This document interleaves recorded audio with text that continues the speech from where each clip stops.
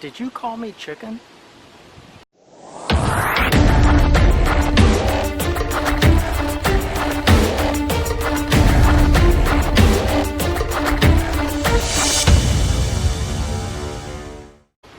Welcome to another cooking episode. If you haven't already, please subscribe to my channel. And if you like the video, please give me the thumbs up at the end of the video. And oh yeah, don't forget, if you hit the notification bell, you'll be notified with any new posts I make in the future. Today we are going to grill teriyaki chicken. Now today we'll be cooking with just a visual, making sure that it's done, cutting it, and checking it. In the future I'll be using a digital probe, so stay tuned for those episodes as well. As I do every time before I grill, obviously I fire it up. I turn it on a low heat. I let the temperature get up to whatever temperature I want to work with. Today I want to be around 425 to 450. It gets hot enough, I turn it down a little bit more. I open it up and I oil it with a soaked cloth. I will take a cloth, it's rolled up tightly. I use vegetable oil and tongs, and I will just rub down the grates.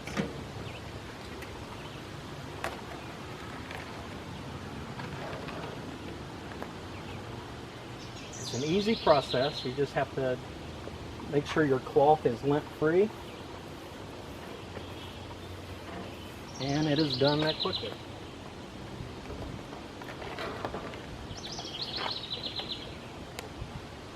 I'll use the same cloth for a few times and I'll eventually throw it away and get a new one.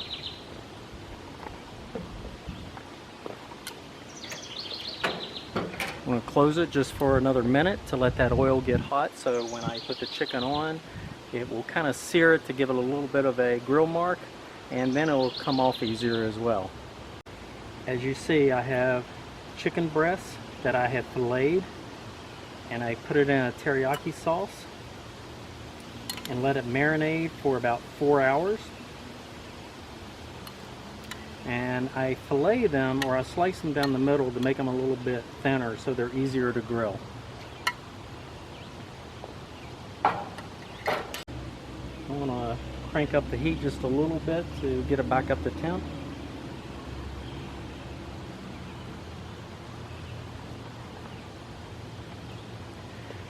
In the meantime, a word from our sponsor. Just kidding.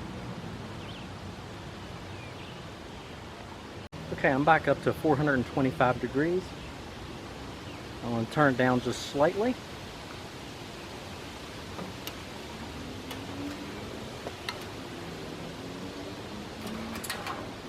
Put the first chicken breast on. And the second one. We're only doing 2 today. Our plan is to take this teriyaki chicken, chop it up or slice it up, and put it in a wrap. We're going to have wraps today. So I'm going to watch the temperature, make sure I get up to around the 425 to 450 mark. You don't want to go too crazy on the heat. It's very easy for this grill to get up to 500 plus. That'll pretty much kill your chicken. You want to be able to cook it at a slower rate so you'll maintain that flavor, but at the same time making sure that the inside is cooked all the way through. One thing I'm having to get used to with the new Oklahoma Joe Longhorn grill is that the chamber itself, the cavity, is a little bit smaller than the grills I've had in the past. That's not a bad thing. I actually like it. It gets the temperature a lot quicker. It's easier to control the temperature range. You just have to be aware of where you are and how quickly you have to adjust it. And I've also discovered that on the charcoal side as well. I'll be doing videos in the future because I do like the idea of cooking with charcoal and that charcoal flavor.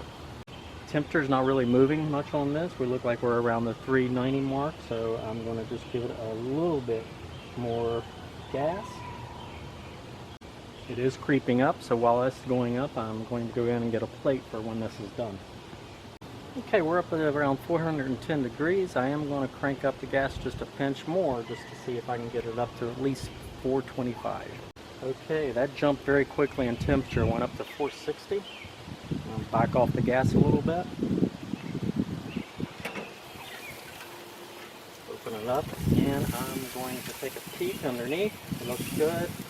I'm going to turn them a little bit. about 45 degrees. And close it back down for about another 2 to 3 minutes. Not that it's important to have grill marks. I mean, I like the presentation when you're cooking something to have that grill mark on it. It looks good. It just looks professional if nothing else. And it also helps with the cooking consistency just by turning it a little bit. You notice I didn't flip it. I just turned it at this point. When I'm cooking, I only want to flip the product one time.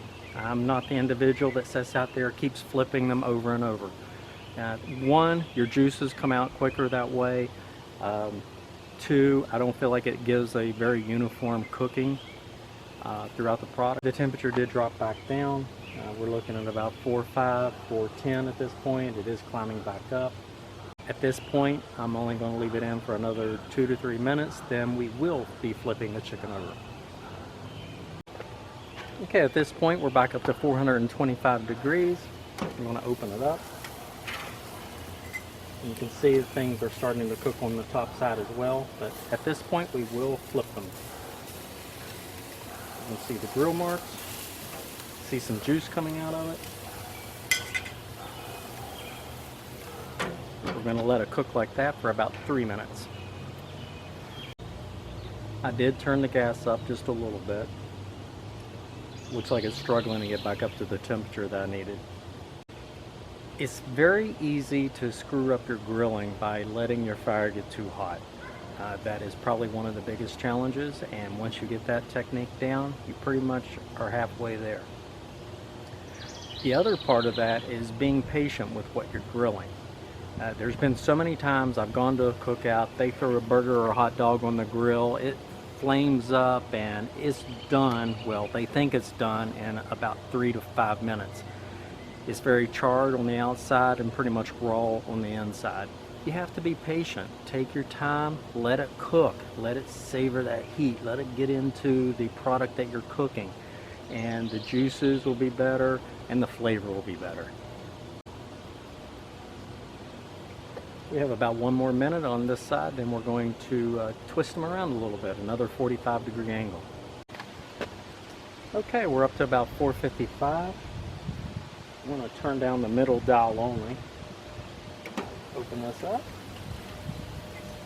And make sure I'm not burning on the bottom. I'm going to turn them 45 degrees.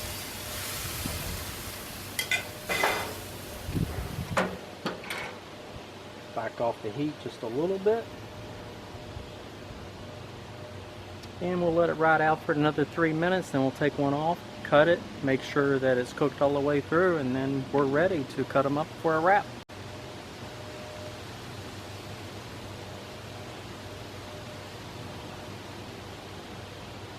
Okay, at this point we're going to open this up.